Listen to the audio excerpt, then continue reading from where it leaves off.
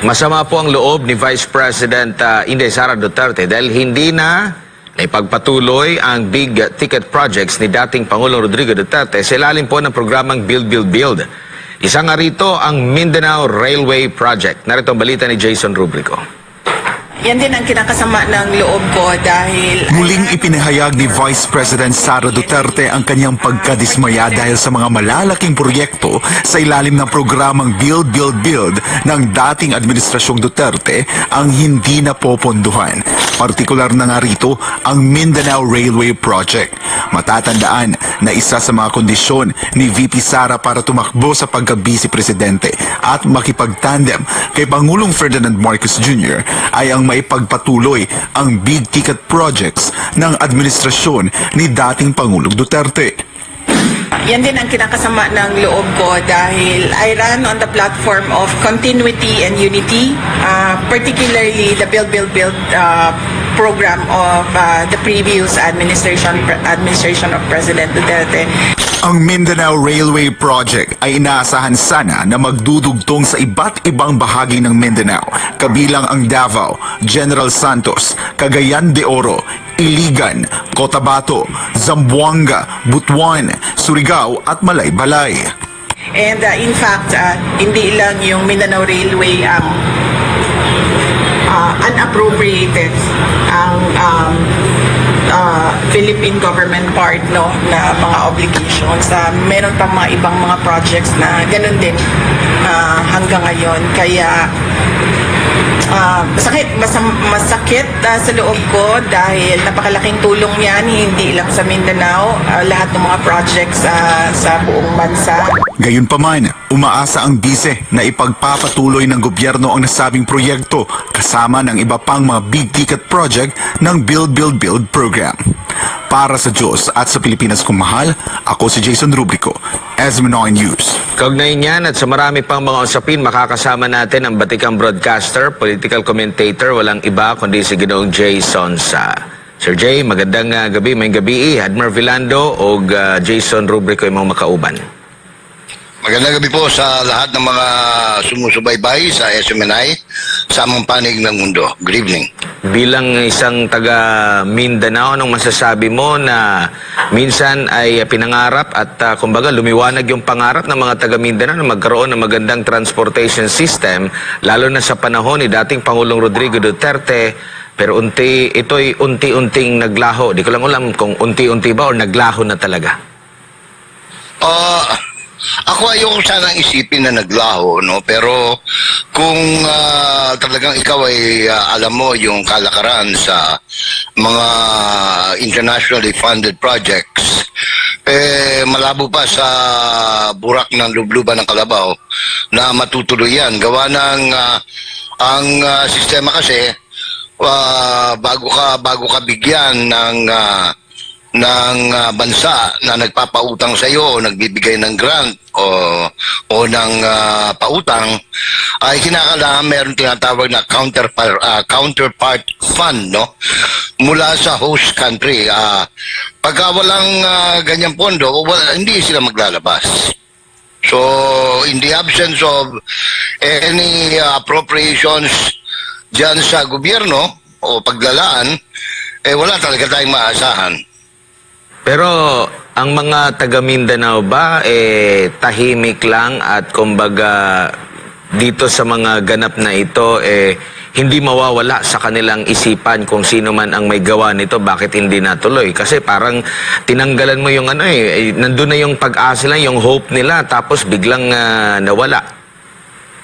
Siyempre, sukalang kalooban yan. Gawa ng, alam naman natin na ilang daang taon nang napabayaan at pinababayaan ng Mindanao, no? At nakatikim lang ito ng maganda-gandang mga pananaw sa buhay noong maupo nga si Presidente Rodrigo Duterte. Lamang ay meron kasing kaugalian ito si Mayor Duterte na inuuna muna yung pangangailangan ng ibang lugar at pinapahuli yung sa kanyang lugar, no? Hindi katulad ng mga ibang politiko na pagkaupo ang priority talaga yung kanilang kung saan sila nanggagaling, no?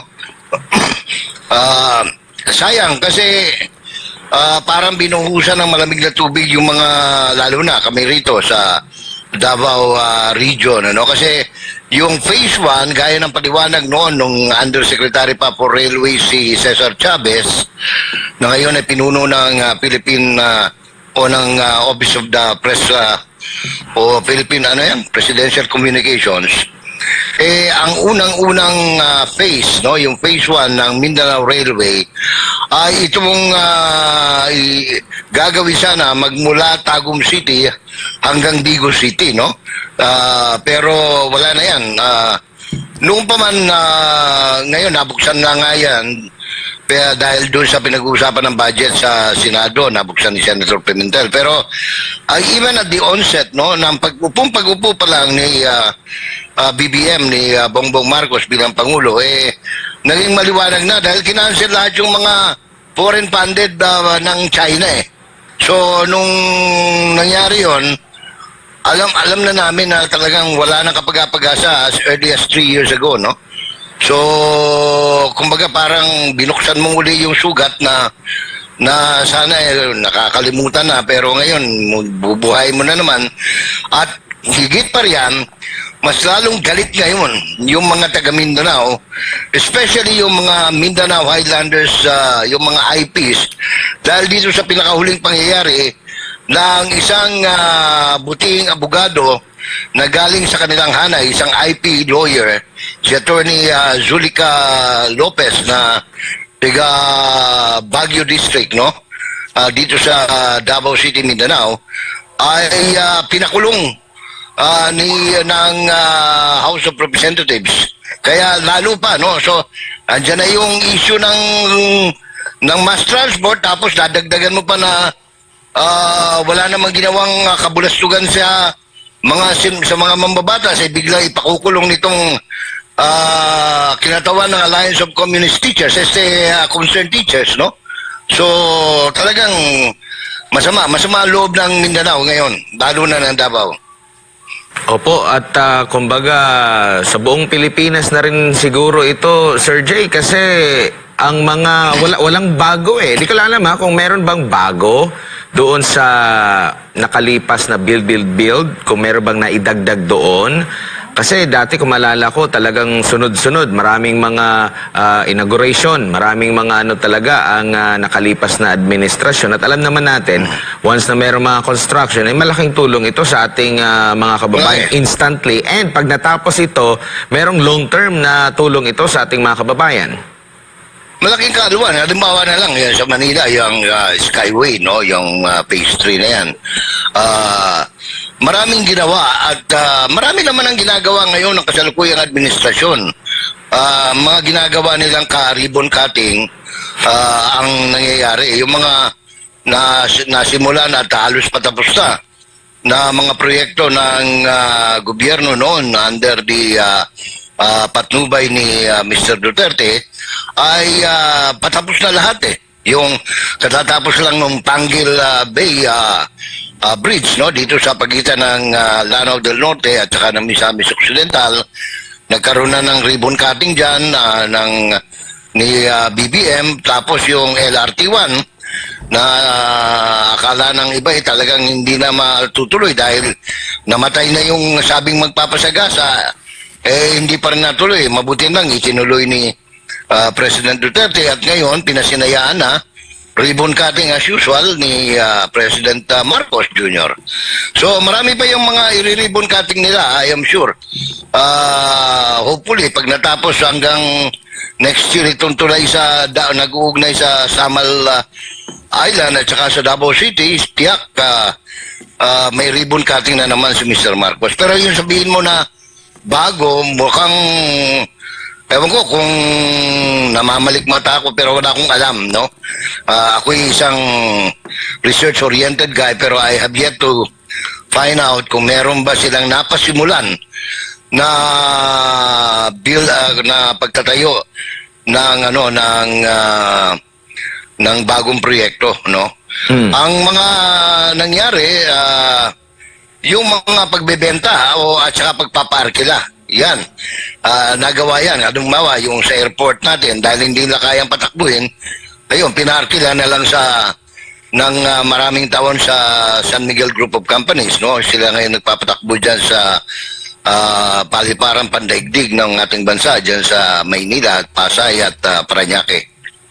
Buti pa si Pastor Apollo C. Kibuloy talagang hindi pa nga nakakaupo pero meron ng malinaw na plano. In fact, even before pa, no, hindi pa naghain, years ago pa, talagang nami-mention na niya na dapat magkaroon ng pagdudugtong sa lahat po ng mga lugar, Luzon, Visayas at Mindanao kahit na tayo ay kapuluan. Kasi isang maliit na bansa lang tayo eh. Nagawa nga ito sa ibang mga bansa na mga malalaki. Mas maganda itong kasi malaking tulong ito lalo na sa pagpapalago ng ekonomiya sa mga rural area at hindi na lagi dito na lang sa Metro Manila, sa mga malalaking syudad nagsisiksika na tayo. Sa pamamagitan nito at least doon hindi na sila luluwas pa at hanggang sa kasuluk-sulukan ng mga barangay kokonekta. Yan ang plano ni Pastor. Mas may malinaw pa nga na plano eh. Alam mo, wala naman talagang imposible kung talagang gagawin eh. Sino bang mag-aakala na anong tawag nito, magkakaroon ng yung mga ginawa ni ng administrasyon ng gobyerno, no? Sa panahon ni Mr. Duterte. Kasi palagi nating naririnig sa mga opisyal ng gobyerno noon at hanggang ngayon, maliban nun sa 6 years nga ni Mr. Duterte, na kaya hindi nagagawa dahil walang pera. Yung pala, ang daming pera ng gobyerno. Nilulustay lang, no? Kapareho niyan. Dapat, kung ginastos lang yung kanilang binulsa, yung kanilang pinamigay kuno na ayuda na more than 500 billion at saka yung ginastos sa flood control project na almost 800 billion, alam mo kung talagang nilaan yan sa Mindanao Railway Project, tapos na. By this time, tapos na dapat yung mga Pura Carril, no? Yung railways. Kaso, iba ang sense of priority. Ang priority ng gobyernong ito, masira yung dangal ni Inday Sara Duterte at saka ni Rodrigo Duterte at ni Pastor Kibuloy. Yun ang naging priority nila eh. Di ba? Wala silang, tingnan mo, ilang araw na, ilang buwan na walang ginawa ang House of Representatives kundi yung tinatawag nilang pag-hearing. Nakakalabing-4 na yata sila dyan sa quadruple committee na sinasabi na in aid of legislation. Kahit na saliksikin mo, wala ni isang panukalang batas na tumutugma dyan sa kanilang ginagawang public hearing. So, unfortunately, mabuti na lang, mag-i-election na ngayon. Ngayon, nasa sa tao yan. Kung ibabalik pa natin itong mga animal na congressman na ito, ibabasura na natin sila, no? Kasi wala talaga silang plano eh. Ito nga, ako natutuwa. Nabanggit mo si Pastor Kibuloy. Isa sa mga nabasa ko na unang priority rin niya ay yung maalis na yung bagamat medyo mabigat dahil siyempre aangal yung ibang mambabatas pero kinakailangan kung kinakailangan mag-alsa ang mga tao at ipaalam kung sino-sino itong mga mambabatas na tutol yung pag-aalis ng concurrent resolution number 10. Yung bang pag ginastos nila sinesertify lang nila na oo, ginastos ko yan, pero wala resibo. Hindi napapayagan yan kung ang masusunod ay yung panukala ni Pastor Apollo Kibuloy kung sakaling siya po ay maupo bilang isang mambabata sa mataas na kapulungan. Yun ang unang-una nakatawag ng pansin sa akin na Admar. Dugtong ko lang kasi para mapatuloy itong mga proyekto na ito, yung tagas sa tubo ng pera ng taong bayan dahil sa korupsyon, dapat mahinto talaga yan eh. Dapat zero corruption at kabilang yan sa isusulong talaga ni Pastor. Right. Kasi nandyan na yung pondo. Nagawa nga niya sa KOJC na walang pondo, na kagaya ng pondo ng isang bansa, how much more nga, ito, trilyon-trilyong piso ang inilalaang pondo. Nagbenta na nga tayo ng, nagbenta na ng gold. Diba? Bagamat nasa 59 pesos na ngayon yung isang dolyar. Di ko lang alam anong epekto ng pagbebenta ng gold. Diba? Meron pang doon galing sa PhilHealth. Sobra. 90 billion pesos din yun. At meron pang mga isiningit na 500 billion din yun na mga sa budget natin. So andun yung pera, pero yung May pera, mga infra actually. wala. Oo. Kaya lang, hindi na ipaglalaan doon sa tama. Ngayon, yung sinabi nila, inilaan nila sa flood control, ngayon malinaw, wala naman pala talaga.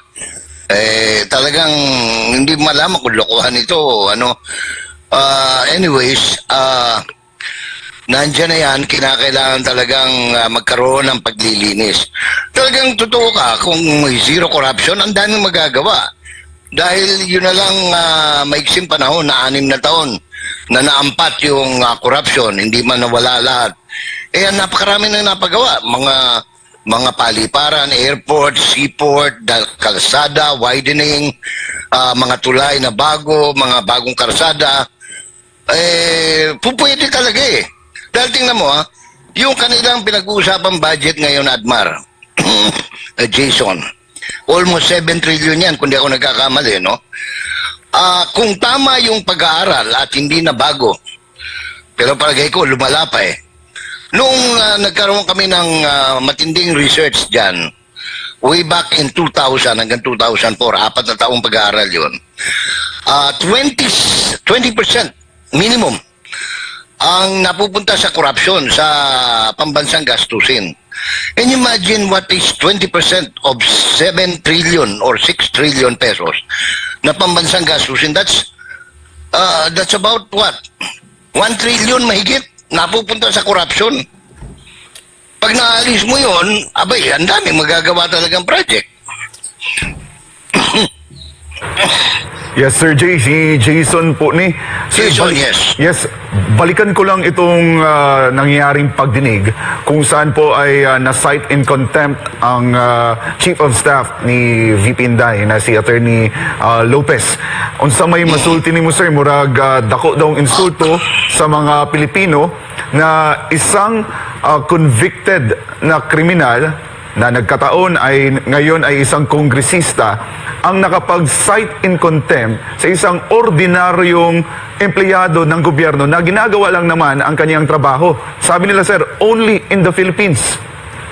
Di ba, sinulat ko nga 2 days ago, baliktad na ang mundo ngayon. Yung mga rebelde na umuusig sa taga-gobyerno, at bukas makalawa, baka yung mga adik na ang muhuli ng mga pulis.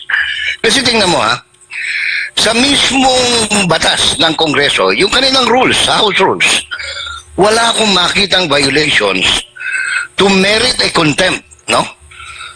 Para dito kay Attorney Lopez, tingnan mo sumunod naman siya doon sa Sabina, no? Sinabina siya, dumating siya, nagpakita siya sa lupo, no, sa committee.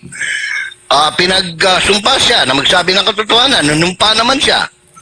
Pagkatapos lahat ng tanong naman sa kanya, sinagot niya ng maayos, malumanay, no? At pagkatapos, wala naman siyang hindi dinalang iniutos. Sabi niya, mga dokumento, dinala naman niya lahat. Tapos, kung sabihin mong sa pagsagot, magaling siya sumagot. No? Magaling na abogado eh. No? Magaling sumagot, malinaw, magalang. Wala naman siyang binastos. Tapos pagka may mga nag-apologize siya, humingi siya ng dispensa, wala naman siyang ginawang panggugulo, no? Hindi naman siya nagwala, katulad ni Eric na may pasigaw-sigaw. Wala siyang ginagawang ganun, no? Ngayon, kung pagbabasihan mo yung Section 11 na nakalagay, contempt, no? Ito yung rules ng House. Wala pong violations. Ang naging violation lang, ako sa tingin ko, ito yung ang unang-unang kasalanan niya, mas maganda siya kaysa kay Franz Castro. No? Mas bata siya. Mas matalino siya kaysa kay dun sa nagtatanong. No? Hindi siya iniinsulto kita, Miss Castro, no? Kasi wala po eh. Nowhere in your rules na isa-cite mo in contempt yung resource person mo for simply writing COA o requesting COA, anong tawag nito, nagpadala ka ng sulat Wala yan sa rules ng House eh. Oh, pagkatapos, ngayon, talagang pinag-isipan ko ito, Admar Jason, ano? Bakit mainit ang dugo? Mainit ba ang dugo o anong motibo?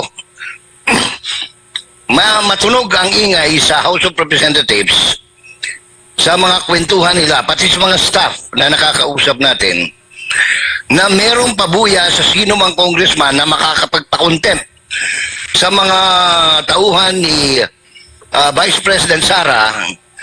Kumbaga parang clickbait, no? At kapag ka nagawa nila yan, meron silang pabuya na 1 milyon. Kaya ang biro ko nga kanina, doon sa mga postings ko, ay, oy, Iska, magpakanton ka naman, ha? Para mabawas-bawasan 1 milyon mo, no? Kasi yun ang kwento eh. I do not know kung katotohanan yan, pero kung panunuorin mo, Jason, yung reaction niya pagkatapos ng session, talagang nagdulukso sa tuwa si Representative Castro nang mapakontempt niya.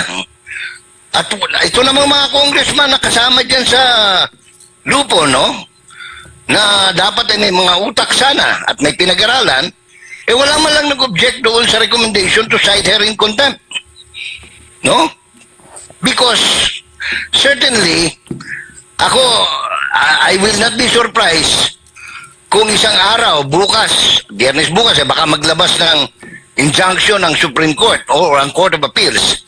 Dahil ito'y perfect example ng abuso ng Kongreso sa paggamit ng contempt power.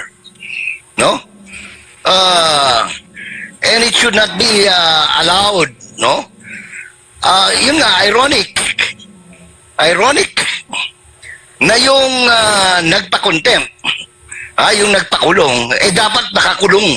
Kaya lang, sa ilalim ng ating umiiral na batas, kahit na convicted ka, kapag ikaw ay nag-file ng appeal, no, for review sa iyong desisyon doon sa conviction ng lower court, which is the Regional Trial Court of Tagum, doon sa kaso niyang human trafficking and child abuse, na may parusang, mabigat yung parusa ron, ha? Ang alam ko, hindi maiksing pagkakakulong. Kaya silang dalawa ni Sato Casator ay nag-appeal, no? Kaya marami nagtatanong, bakit nandiyan pa yan? Kasi nakapiyansa siya. Nakapagpiyansa siya para sa kanyang pansamantalang kalayaan.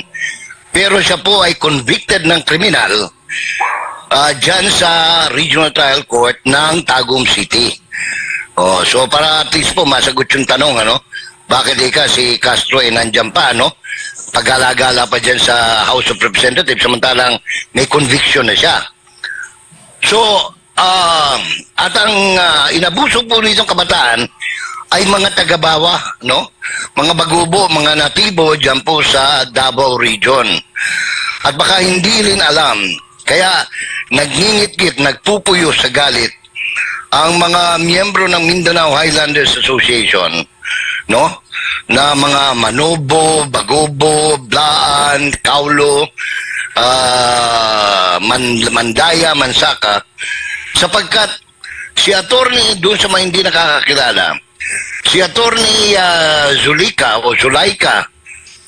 Lopez ay isa pong pure-blooded na klata taga-bawa. Yung mga batang inabuso ni Franz Castro ay mga taga-bawa, mga bagubo, no? Si attorney Zulaika Lopez ay isa pong anak ng kinikilalang haligi ng tribong taga-bawa, klata, Manubo dito po sa Davao, Bundukin ng Davao. Isa pong magaling na abogado, anak po siya ni Judge Jose Lopez at pamangkin ng dating mayor ng Davao City, si Brad Elias Lopez. Mga fraternity brothers ko po itong magkapatid na ito. Kaya hindi po anong tawag nito, hindi kasama kami doon sa Alpha Pi Sigma na medyo sama-sama ng loob namin dito sa pangyayaring ito, because this is too much of an abuse, no? Sobrang abuso ito. Ayan, yung pinapanood ng ating mga kababayan, yan po yung nung madakip, no?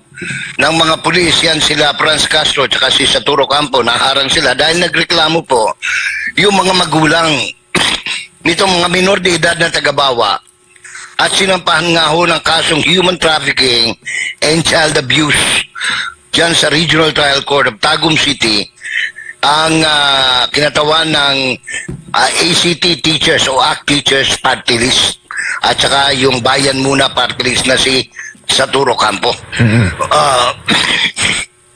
Ngayon, ito maganda ito eh. Marami akong nakausap kanina ng mga natibo rito sa amin kasi maraming natibo dito sa akin kinalalagyan. Talagang pinag-uusapan po ito.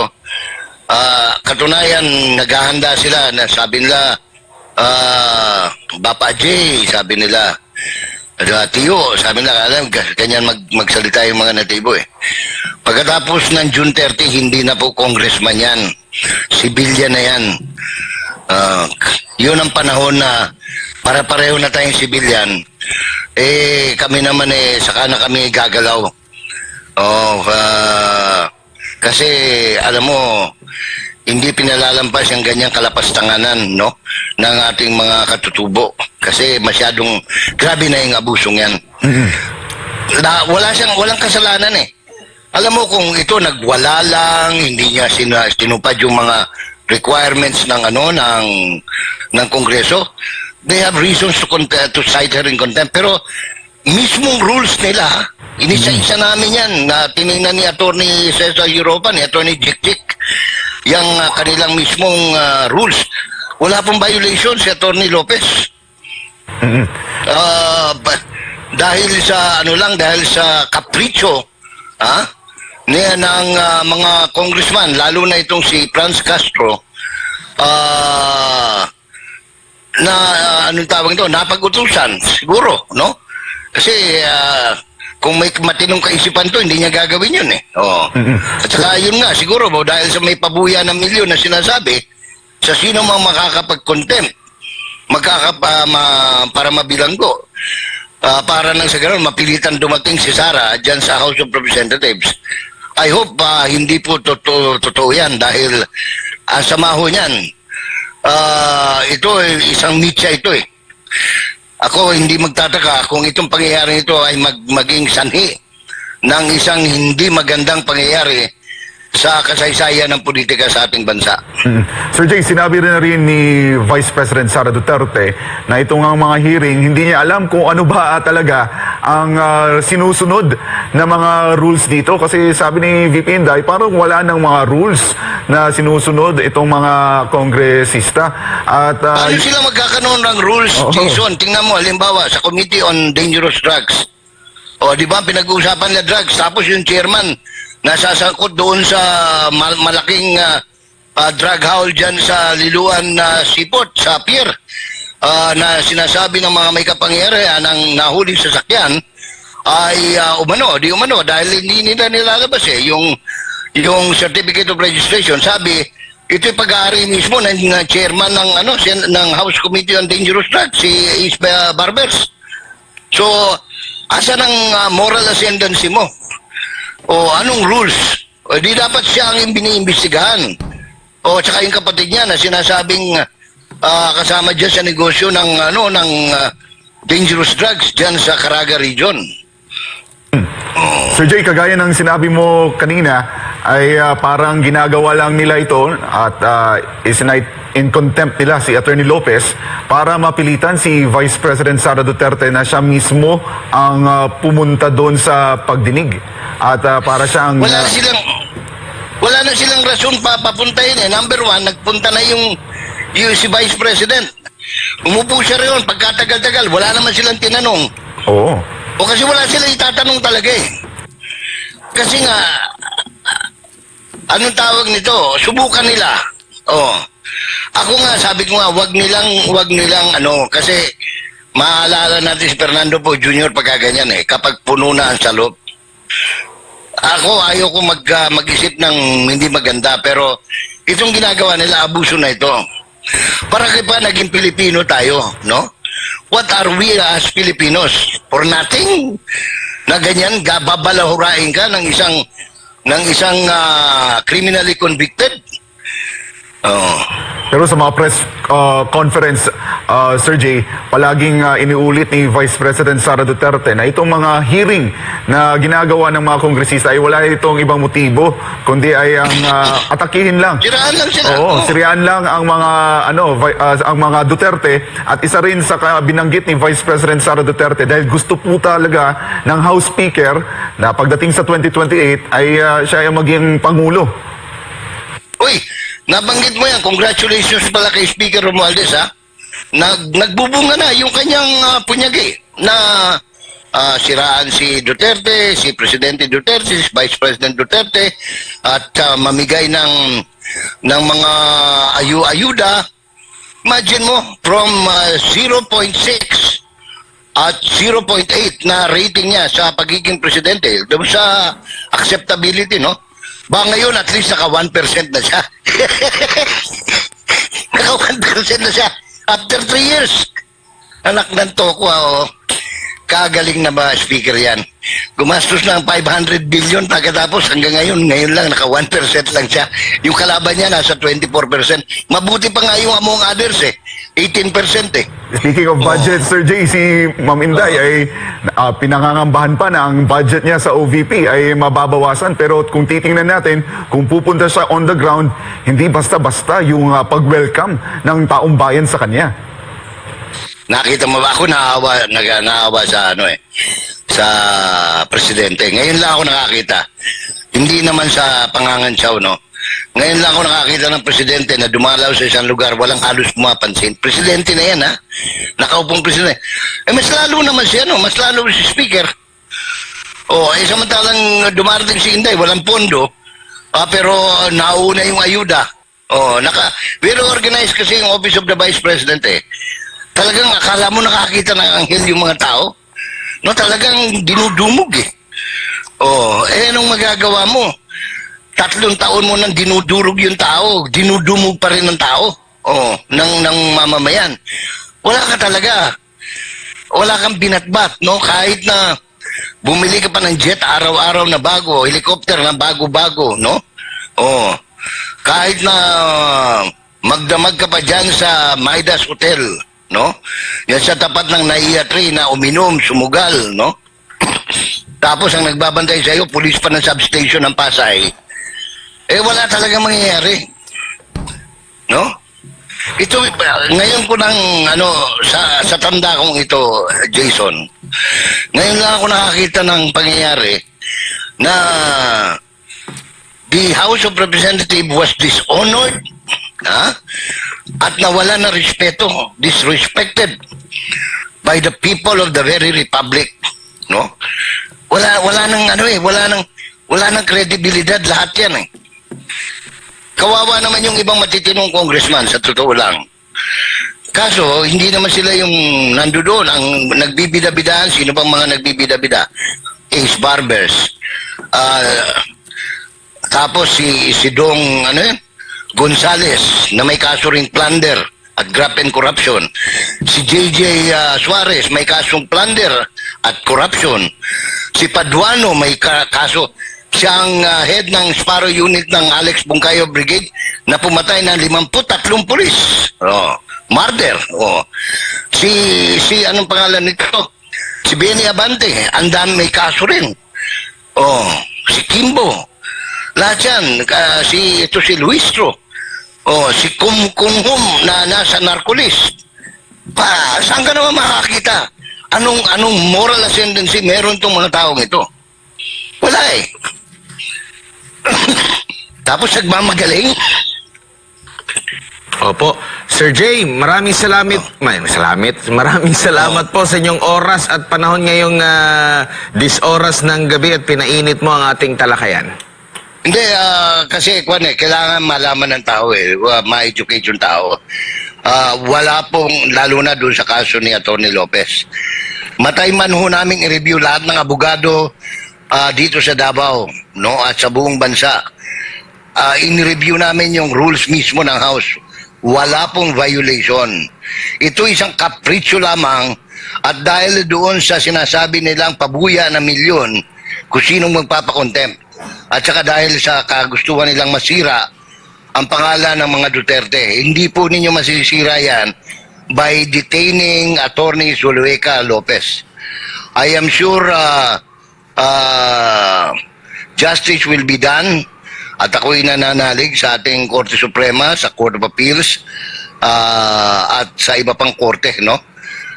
Gaya na rin ang paniniwala natin na yung mga trump-up charges against Pastor Kibuloy ay madidismiss sa lalong madaling panahon sapagkat ito po'y mga gawa-gawang kaso. Wala pong katuturan. At naniniwala tayo, siyempre, higit sa lahat, na hindi natutulog ang Diyos. Ang gaba di lang yung magsaba, pero moabot ra yun na. No? Salamat kayo, Admar. Maraming salamat si Ginoong Jay Sonza, isang batikang broadcaster, political commentator po, mga kapart.